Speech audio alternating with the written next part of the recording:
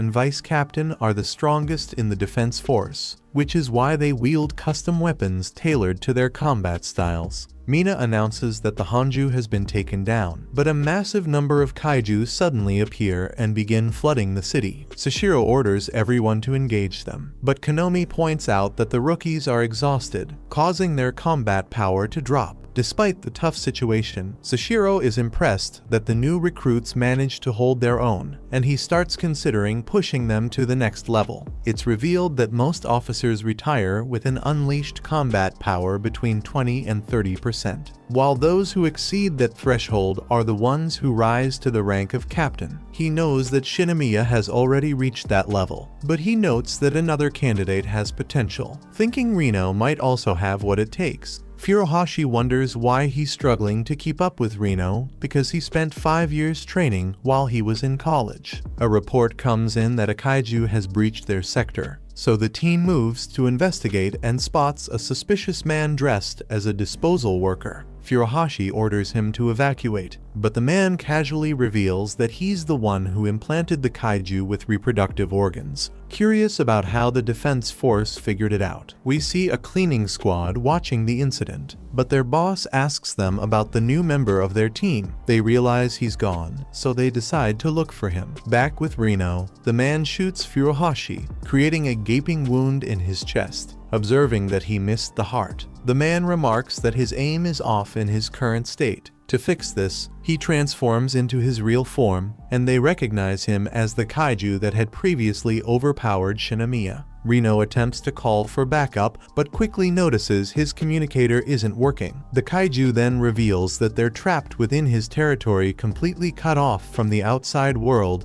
and that contacting allies is impossible. He launches an attack, striking Reno's leg, but the kaiju is confused because his blows keep missing the mark, eventually realizing that Reno is able to anticipate his moves. In a flashback, we learn that Shinomiya warned Reno about the kaiju, telling him to watch its fingers because it moves whenever he prepares to attack. The kaiju fires another projectile, but Reno dodges it and shoots the kaiju, telling Furuhashi to retreat and call for backup. Furuhashi refuses to follow the order, but Reno pleads with him, convincing him to flee. Reno admits he's scared and fully aware he can't win, but he still wants to be like Kafka, someone who would risk everything to protect others. With that resolve, he charges forward, determined to buy time for Furuhashi's escape. Furuhashi flees, but he hates himself as he reflects on being stuck at just 20% of his combat strength for weeks. He remembers how Mina rescued him in the past and longs to match her power. Yet, he can't even beat Reno, who effortlessly surpassed him. Reno continues to charge in, but the kaiju appears in front of him, preparing to finish him off. Furuhashi saves him just in time. We learn that Furuhashi feels pathetic because he always needs to be saved by someone else, and he tells Reno that he doesn't need to be saved. Reno asks why he didn't run, and the kaiju explains that no one can leave his domain without his consent. Furuhashi then chooses to stay and fight alongside Reno, saying he'll try to create an opening. As Furuhashi stuns the kaiju with a conductor round, Reno charges in and activates his full combat power, unleashing a barrage of attacks. However, the kaiju shields himself with a wall of corpses and retaliates,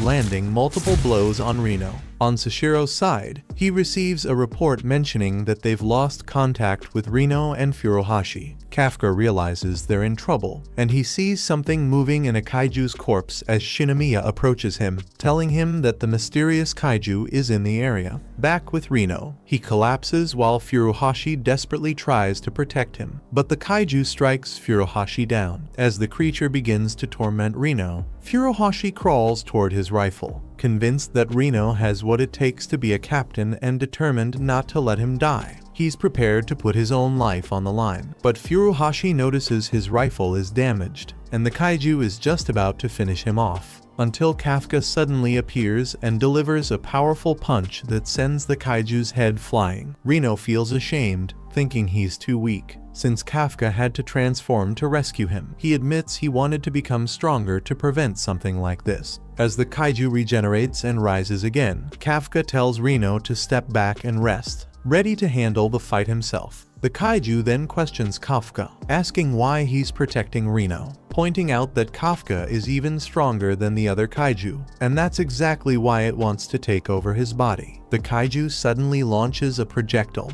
and Kafka coughs up blood. But the kaiju realizes he's tough, so he prepares to attack Kafka with everything he has. Reno tells Kafka to escape as the kaiju launches countless projectiles, but Kafka unleashes a powerful roar as he protects himself with a barrier. Kafka launches a relentless barrage of punches at the kaiju, who desperately tries to shield himself with a wall of corpses, but Kafka tears right through it and keeps attacking, shattering the kaiju's defenses. Realizing he's completely outmatched, the kaiju attempts to flee, but Kafka unleashes a devastating blow that sends him flying. It's clear that the kaiju's core is now vulnerable, and Kafka is preparing to deliver the final blow. However, two officers see him and immediately report they spotted kaiju number 8.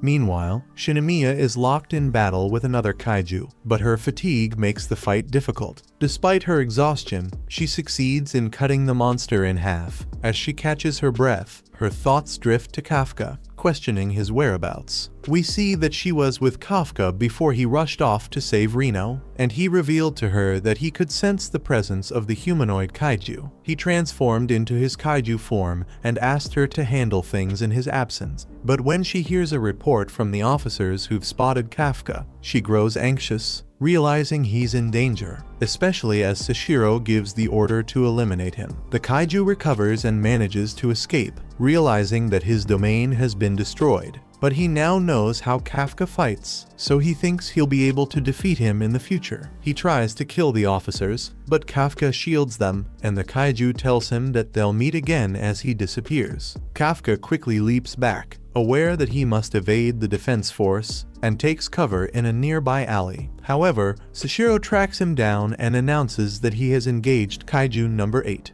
He launches an attack, but Kafka narrowly dodges, struggling to match Sashiro's speed. Recognizing Kafka's skill, Sashiro decides he's a formidable foe and releases his limiter, unleashing 92% of his full combat power. As Kafka gets ready to unleash his full strength, he hesitates, afraid he might seriously injure his opponent. But he's suddenly slashed. He tries to match Sashiro's speed, but quickly realizes that Sashiro is operating on a whole other level. His arm is cut off, exposing his core, though he manages to regenerate. Still, he knows that healing drains a lot of his stamina, so he can't afford to take many more blows like that. Kafka fights back, and Sashiro identifies him as a Daikeiju. Though he feels something odd, he brushes it off and charges up a powerful attack, unleashing a double slash that cuts off Kafka's leg. As he moves in for the next strike, Kafka realizes he's targeting his core, but he anticipated the move and catches the blade. With Sashiro momentarily trapped, Kafka seizes the opportunity to counterattack, blasting him away and managing to make his escape. Shinomiya is lost in thought,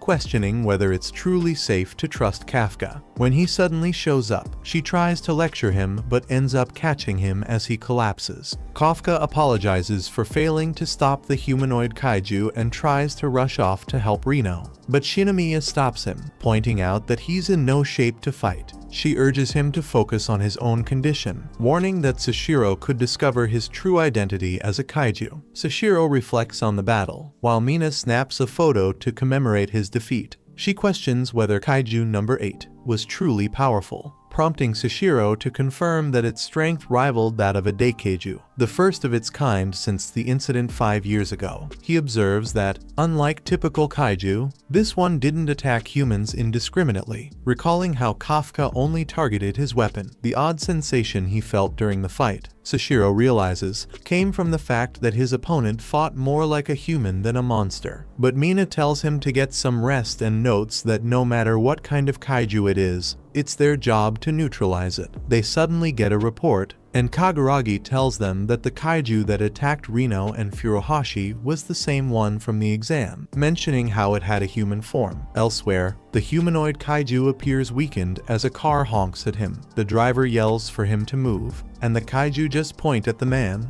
leaving the driver confused. Suddenly, the kaiju shifts form and devours him. It then takes on the man's appearance. A radio broadcast identifies him as Kaiju number 9, but in his mind, he's already planning how to kill Kafka. A bit later, Reno wakes up in the hospital, and Kafka is relieved to see he's alright. Reno thanks him for saving his life, but they both start to panic when Furuhashi, who's right beside them, assumes it was Kaiju number 8 who rescued them. Thinking quickly, Shinomiya jumps in and says that Kafka was the one who discovered the core in the smaller kaiju, and Furuhashi accepts her explanation. He then wonders why a kaiju would help them and admits he thought it was pretty cool. Kafka lights up with joy upon hearing that. Not long after, the squad throws a party to honor Reno and Furuhashi's recovery and their first victorious mission. The chef announces they'll be treated to premium wagyu, leaving everyone surprised. However, the chef explains that Haruichi deserves only the highest quality meal, sparking Kafka's curiosity about his identity. It's revealed that Haruichi is the heir to the Izumo Technology Group, the leading producer of anti-kaiju gear. Kafka is stunned to learn that the very suits they wear in battle are manufactured by his family's company. Everyone is happily sharing the meal, and Reno feels pleased about organizing the event. However, tensions rise as they begin arguing over their performance. Kafka vents to Haruichi, blaming his suit for being faulty since he failed to take down even one kaiju. Though Reno is concerned about the disorder, he soon notices that their heated discussions are actually about the mission, with everyone brainstorming ways to improve and grow stronger. Out of the room, the chef thanks Haruichi for getting in touch and asks about his father, but Haruichi explains they haven't spoken since a particular incident. Suddenly, Kaguragi shows up looking for the bathroom, and Haruichi starts to wonder how much he might have overheard. Sashiro then steps in to settle everyone down and makes an announcement because of Kafka's efforts. He's being promoted from cadet to full officer. Kafka is thrilled by the news, and the whole group celebrates with him. The following day, Kafka meets with Mina, and she formally hands him his promotion. He vows to do his best, but as he turns to leave, she reminds him not to get carried away. He still has a long way to go before he can fight alongside her. Still, Kafka is happy she remembers their promise. Mina then mentions that it was Sashiro who put in the recommendation for him, and she tells Kafka not to disappoint him. Kafka is studying late at night, but grows exhausted and calls it a day. On his way back to his room, he notices the training room light still on and wonders who might be inside. Once inside, he spots Sashiro intensely practicing, mentally replaying their battle. When Sashiro notices him, Kafka asks what he's doing, and Sashiro explains he's strategizing how to take down Kaiju number 8. The revelation leaves Kafka deeply concerned. Kafka admires Sashiro's dedication to protecting others and vows to give his all as well. However, Sashiro coldly reminds him that at just 1% of his power, he's practically worthless, so he'll only give him 1% of his expectations. Dismissing him, Sashiro tells Kafka to rest. Meanwhile, high above the Defense Force base, an ominous red kaiju flies through the night sky, unnoticed. Meanwhile, Kafka is thinking about Sashiro, and he's determined not to let him down. He's about to return to his room, but he suddenly sees fireballs raining from the sky, and they crash into the buildings, causing widespread destruction. Sashiro senses the ground trembling and contacts the operations room to find out what's happening. Konomi informs him that several Fortitude 6 kaiju are attacking the base, all classified as Hanju. Sashiro gets ready for battle and reminds the team that Mina isn't present, so he's taking command and orders them to wipe out the kaiju. However, he also points out that there are no damage reports from outside the base, which strikes him as odd. These kaiju aren't acting like they normally do.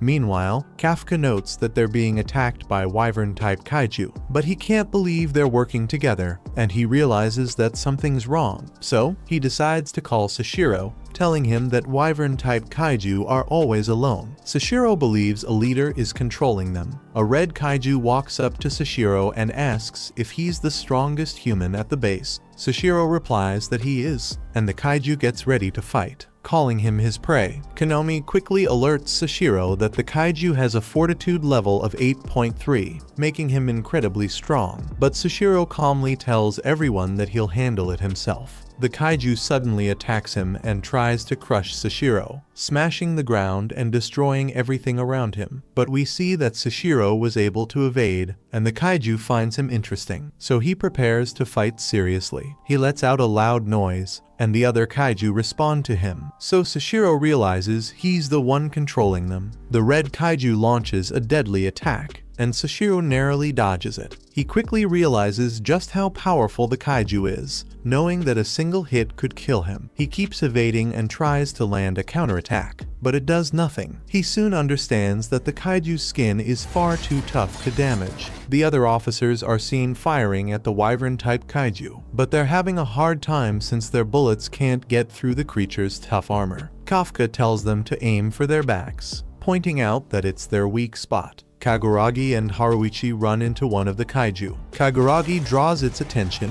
while Haruichi gets ready to shoot from behind. But another kaiju suddenly shows up, forcing Haruichi to retreat as he realizes the kaiju are working together. The officers begin to panic, unsure how to take them down since the creatures are covering each other's weak points. But Shinomiya suddenly appears, and she attacks a kaiju head-on, killing it in one hit as she reveals that her new weapon can smash through its armor. We learn that the 3rd Division gave it to her because she's the 3rd strongest officer in the division, and the kaiju are becoming an even greater threat, so they have decided to treat her as part of the main force. Shinomiya admits that she isn't fond of her weapon, feeling like it doesn't match her style. As a kaiju fires at her, she quickly leaps ahead, remembering Sashiro's advice that her weapon can release shock waves when activated. She decides to give it a shot, triggering a shock wave that launches her forward, and with a powerful strike, she takes down the kaiju in an instant. Another kaiju appears, so she charges in and takes a swing, activating her weapon again and blowing a hole into its body. She sees another one attacking from above, but Reno shoots it with his freezing rounds, causing it to crash into the ground, and she delivers the finishing blow.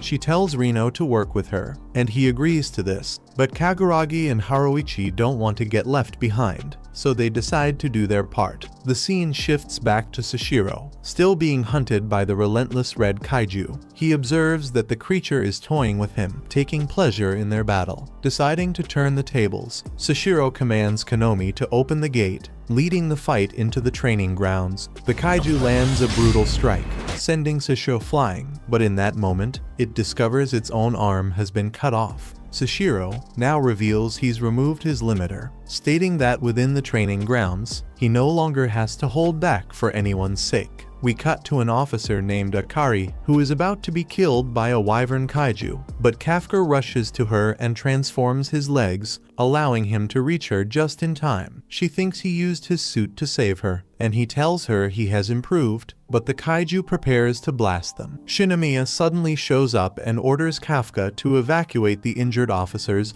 while she and Reno take on the kaiju. As Kafka watches them in action, he's impressed by how well they work together. Soon, the off-duty officers join the fight, and with everyone working as a team, Kafka realizes they're successfully driving the kaiju back. Sashiro keeps battling the leader kaiju, managing to strike at the gaps in his armor. The red kaiju defends himself, believing that Sashiro's moves are becoming predictable, but in a sudden twist, Sashiro slashes straight through the armor, cutting him to pieces. Revealing that targeting the gaps was just a distraction for his real attack, his body quickly regenerates, realizing Sashiro is a worthy opponent, and he tries to fight back. But Sashiro easily overpowers him. He realizes that his core has been exposed, and Sashiro delivers the finishing blow. Everyone believes the battle is finished, but they quickly sense something is off when the red kaiju suddenly transform into a gigantic. It's revealed that the kaiju had moved its core, which is why Sashiro couldn't destroy it. The creature releases a thick cloud of steam, and Konomi points out that it has reached fortitude level 9, fearing that Sashiro might not be able to take it down. At that moment, Kafka realizes Sashiro is in trouble and decides to step in. Sashiro keeps fighting, but he notices his attacks aren't doing any damage. His blades are useless against such a massive kaiju. He considers aiming for the core on its back, but then he starts bleeding, and his suit warns him that he's reaching his limit, advising him to cancel his maximum release. Despite the odds, he keeps fighting, hoping to take down the red kaiju within a minute. He attempts a surprise attack from behind, but the red kaiju counters, sending him flying. His suit alerts him that he's pushed past his limits, forcing him to deactivate his maximum power mode. Konomi fears the worst, but he reassures her that his shield saved him. Even so, he's unsure how to overcome the red kaiju. Realizing he's outmatched, he slashes the kaiju, but it instantly heals, taunting him that he has no hope. While a smaller kaiju chases him, it suddenly explodes, throwing him off balance. The scene shifts to a flashback, revealing Sashiro's background. He was born into a family of skilled swordsmen and was hailed as a prodigy. However, his father discourages him from joining the defense force, arguing that swords are outdated and that his inability to master other weapons makes him unfit for battle. Still, he attempts to join, though a senior officer dismisses him, believing his abilities are ineffective against massive kaiju. Later, he encounters Mina, who recognizes him as a sword specialist. He expects her to criticize him, but instead, he's surprised when she asks for his help, inviting him to join her. She explains that while she excels at taking down giant kaiju, she has trouble dealing with smaller ones, so she wants him to clear the way whenever she lines up a shot. Back to the present as Sashiro refuses to give up because he doesn't want to let Mina down. He attacks the red kaiju with everything he has, trying to slice it into pieces, but it catches him and is about to crush him to death. Kafka sees this, realizing Sashiro's life is in danger, so he decides to help Sashiro as he prepares to transform. Suddenly, Mina's voice rings out as she fires at the kaiju, blasting off one of its arms and giving Sashiro a chance to get away. When it turns to strike back, she shoots again, destroying the other arm. Then Creature commands the wyvern kaiju to chase her, but she skillfully evades them. The red kaiju rapidly regenerates, and Konomi urges Mina to aim for its core. Sashiro knows this won't be easy, so he tries to help her, attacking its legs to immobilize it, but it doesn't work, as he notes that his power output is too low. Shinomiya suddenly joins the fight and attacks with everything she has, but she gets pushed back, realizing she isn't strong enough to damage the kaiju. Sashiro slices through the kaiju's armor, allowing her to strike a powerful hit that staggers the monster. Shinomiya knows she's pushed to her limit, but she manages to create an opening for Mina, who blasts a hole in the kaiju's back, revealing its core. Konomi informs her that only one bullet remains, and as flying kaiju swoop in to interfere, the rest of the squad arrives just in time to shoot them down. The red kaiju is about to recover, so Sashiro keeps attacking it, knowing he has to stop it from regenerating. He knows he isn't strong enough to defeat it, so the only thing he can do is create an opening for Mina, but he realizes he's about to get eaten. Mina feels relieved that she picked him as her second in command and disengages her limiter, boosting her combat strength to 96%. With her final shot, she obliterates the red kaiju, scattering its remains. The team erupts in cheers, while Kafka observes Sashiro from afar, deeply impressed by his skill. Mina tells him to stand down, aware that he's completely exhausted, but the other officers notice she's worn out too and insist on handling the flying kaiju themselves. Just then, they all look up and see the kaiju swarming overhead. Konomi reveals that they've combined into a massive bomb, one powerful enough to wipe out the entire base. Everyone believes it's the end, until Kafka suddenly rushes in. Sashiro tries to hold him back, convinced it's hopeless, but is stunned by Kafka's incredible speed. Then, to everyone's shock, Kafka transforms into Kaiju number 8. Konomi announces that his fortitude level is 9.8. Kafka feels guilty for failing his friends, who risked everything to protect his secret, knowing he must act or they'll all perish. He activates his boosters and rockets into the air, slamming the bomb with a full-force punch to knock it away, but the effort drains him completely, sending him plummeting to the ground just as the bomb explodes, unleashing devastating destruction. He throws himself in front of the other officers, shielding them from harm, and miraculously, they all make it out alive. But Kafka knows his time is up. His secret is out in the open, and his body is too stunned to even move. As the officers aim their weapons at him, Mina coldly addresses him as Kaiju number 8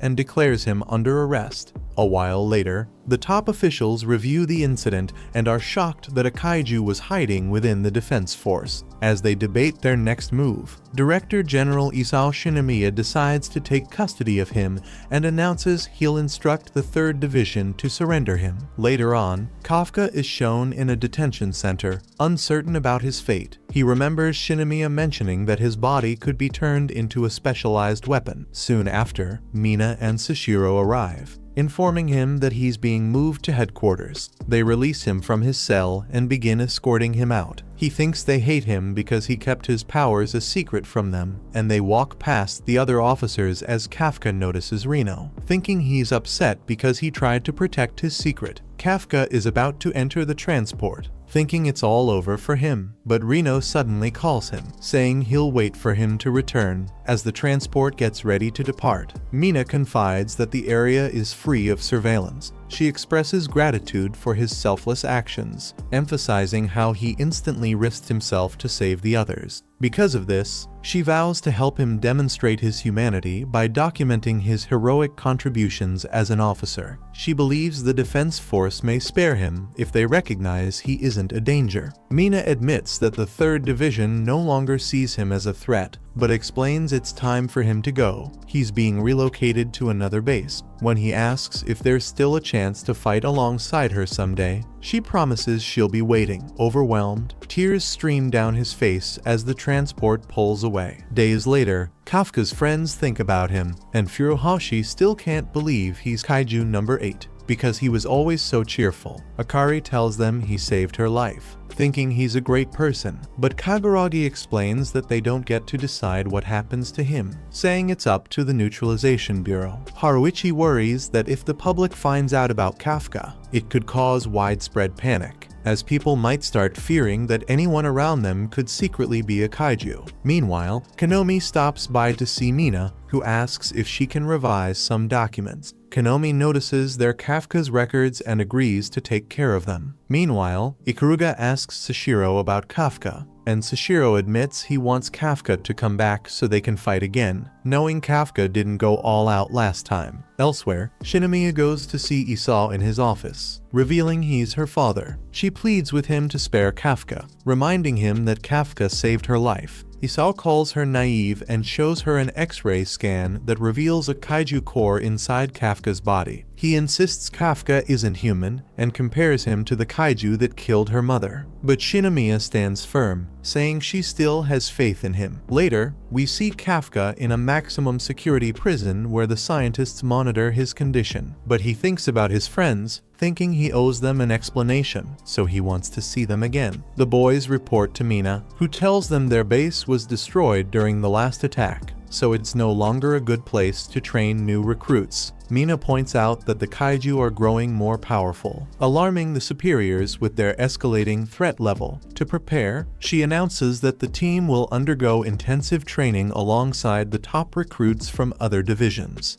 Haruichi suspects the higher-ups are using this situation as a way to keep an eye on the officers who were close to Kafka, but she denies it, saying Kafka has nothing to do with their decisions. Furuhashi tells her he wants to remain with the 3rd Division, while Reno chooses to train with the other rookies. Furuhashi warns him that they'll end up being separated, but Reno doesn't seem bothered by it. Moments later, Haruichi is about to call his father when he hears Kaguragi on the phone, and he mentions that he wants to save someone, so he asks for help. He realizes that Haruichi was listening to him, and Haruichi becomes curious. So, Kaguragi tells him that he was talking to his old commander in Japan's ground force. Haruichi is shocked that he's going this far for Kafka. but he explains it's because he sees Kafka as a comrade and doesn't want to lose him. Meanwhile, Kafka reflects on Mina's words, reassuring himself that everything will work out once he proves he's still human. The Director General suddenly shows up and orders his men to release Kafka. They protest, saying it's too risky, but he points out that Kafka could break free anytime if he really wanted to. They obey and remove the restraints, only for the director to unexpectedly open fire on Kafka, forcing him to block the shots with his arm. Isao rips off his own skin and takes a blood sample, declaring to Kafka that he is a kaiju. Kafka refuses to accept this,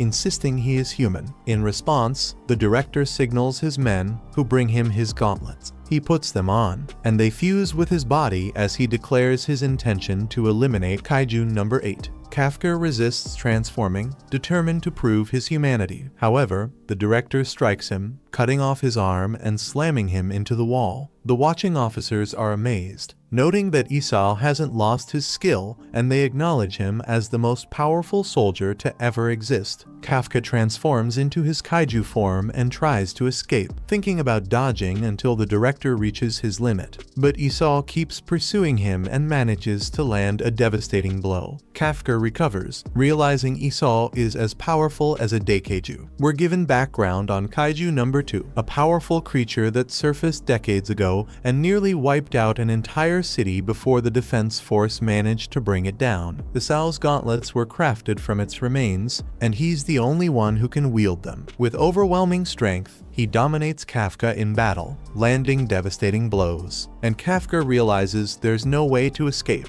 Just as the director moves in to finish him, Kafka suddenly transforms into his full kaiju form and unleashes a deafening scream. Shinomiya senses that something's off. Kafka realizes he's lost control of his body, and the kaiju within urges him to let loose and go on a rampage. Meanwhile, Reno is seen training intensely, and Furuhashi questions why he chose to join the other unit when everyone's so concerned about Kafka. Reno explains that he needs to grow stronger quickly so he can protect Kafka the next time. Furuhashi wonders if Kafka will really return, but Reno chooses to believe he will. Inspired, Furuhashi gets motivated to train as well. Elsewhere, Mina arrives at headquarters, where she's told to wait for the outcome of Kafka's evaluation. Meanwhile, Kafka loses control and charges at Isao, who easily evades and observes that Kafka is fighting like a wild beast. Isao spots an opening and moves in to strike, but Kafka suddenly twists his body and launches another attack. Inside, Kafka struggles to regain control, but his body continues to act on its own. Shinomiya calls out to him, trying to reach him. Isao counters with a powerful sonic punch, but then realizes Kafka's core isn't where it should be, just as Kafka's body regenerates behind him. The battle between Kafka and Isao intensifies, and their clash begins to tear apart the shelter, shocking the onlookers, as it was designed to endure a Fortitude 10 impact. One of the other commanders points out that Isao appears to be holding back, likely to test Kafka. Shinomiya realizes this means he's giving Kafka a chance to live, for her sake. As the fight rages on, Kafka lands a brutal blow, tearing off a piece of Isao's body. The other higher-ups observe the situation, noting that things are getting worse, and despite all of Isao's efforts, Kafka seems to be gaining the upper hand. Isao releases a devastating electric blast, but Kafka counters with his own energy blast, sending Isao flying. Kafka seizes him and begins slamming him into the ground repeatedly. Realizing he's on the verge of killing him, Kafka catches sight of Shinomiya watching and desperately tries to stop himself. As she watches, Shinomiya reflects on everything they've been through and chooses to keep her faith in him. She calls out, urging him not to give up. Kafka struggles to break free from within, but the kaiju manifests before him and suddenly devours him. On the outside, his body moves to deliver the final blow to Isao. As Kafka feels himself sinking into darkness,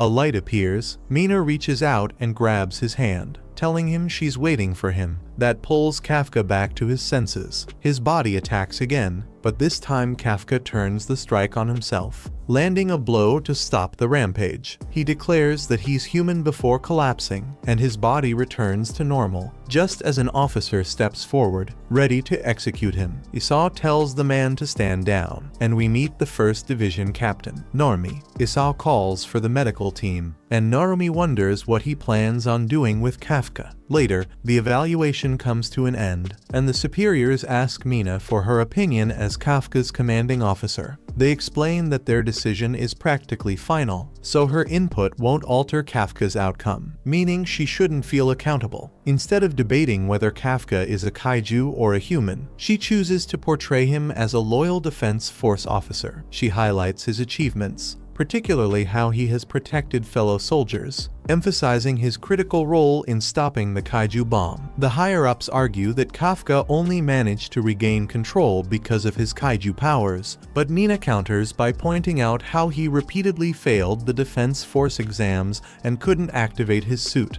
showing 0% compatibility. Yet he never gave up on protecting others. She recalls the tragic accident that took her parents when she was a child, and how Kafka was always there for her. In her eyes, he possesses more humanity than anyone she knows, and she believes his heart is worthy of being an officer. The superiors find her response unclear, but Isao appreciates her report nonetheless. As they get ready to eliminate Kafka, the final call rests with Isao alone. Sometime later, Kafka regains consciousness, surprised that he's still alive. He's startled to find Isao by his side and relieved that he's safe, knowing it means he still has a chance to face Shinomiya. Kafka wonders if his survival means he's been accepted as human, but Isao refers to him as a kaiju. Still, they've chosen to let him live for now, as Isao ultimately decided not to eliminate him. The other officers argue that keeping Kafka alive is too dangerous, but Isao believes he can be kept under control. He also doubts that turning Kafka into a weapon would yield the same level of power. With the recent wave of attacks, they need their forces operating at full strength. Despite continued objections, Isao brings up the catastrophe from 10 years ago, when Kaiju number 6 wiped out over 200 officers. If a similar threat emerges, they'll need Kafka's strength to face it. The higher-ups continue to reject the idea, so Isao tells Kafka that if he wants to stay alive, he'll have to prove himself. Kafka understands they're only keeping him around as a weapon, but he vows to earn their recognition as a true defense officer. As the conversation continues, he suddenly falls asleep,